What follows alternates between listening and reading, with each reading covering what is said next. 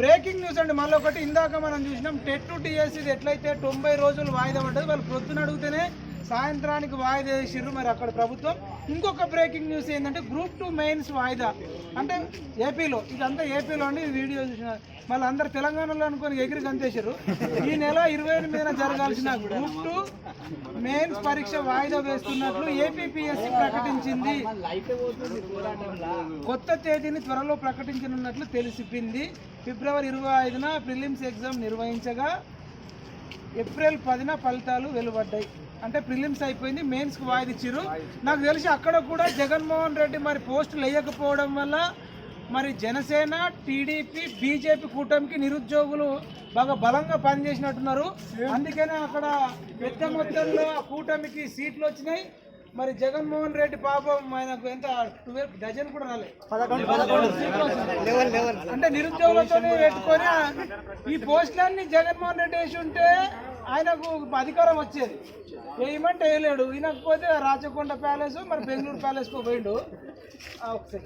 మేము ఢిల్లీకి పోవడం ఈ గ్రూప్ 2 మెయిన్స్ వాయిదా వేసిండు మరి చంద్రబాబు నాయుడు.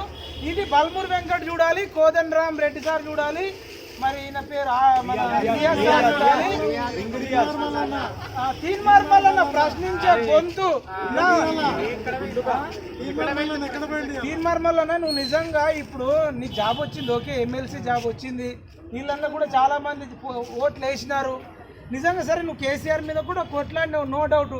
ఇప్పుడు మీరు నిరుద్యోగుల తరఫున రాకపోతే ఏమైందంటే ఆయన పదవి కోసము, ఆయన డబ్బు సంపాదించుకోవడం కోసం కొట్లాడిండు, కానీ నిరుద్యోగుల కోసమో పేద ప్రజల కోసమో కాదని డౌట్ వస్తుంది.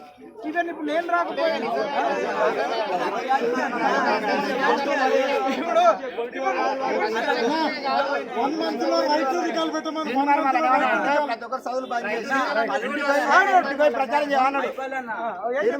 ఆ రోజు మేము పోతే ఆడుకోతే చదువులన్నీ బంద్ చేసి మీకు జాబులు రావు అని అమ్ముకున్నారు.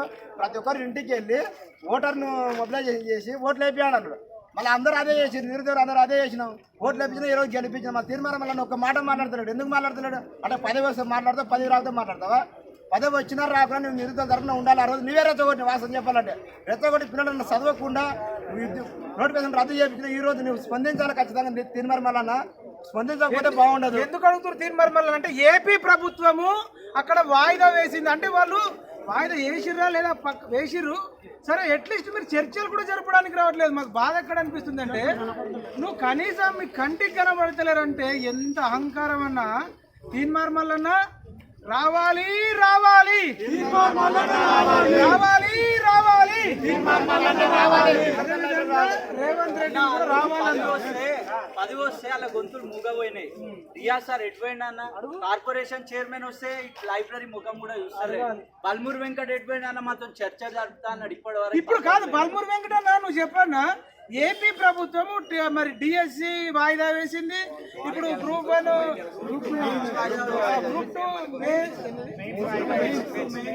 2 మెయిన్స్ వాయిదా వేసింది. ఇప్పుడు ఇన్ని రోజులు సమాధానం చెప్పినావు కదా, మరి దీనికి ఏం సమాధానం చెప్తావు? ఇప్పుడు ఎలక్షన్స్ అనేవి వాళ్ళకే ఎలక్షన్స్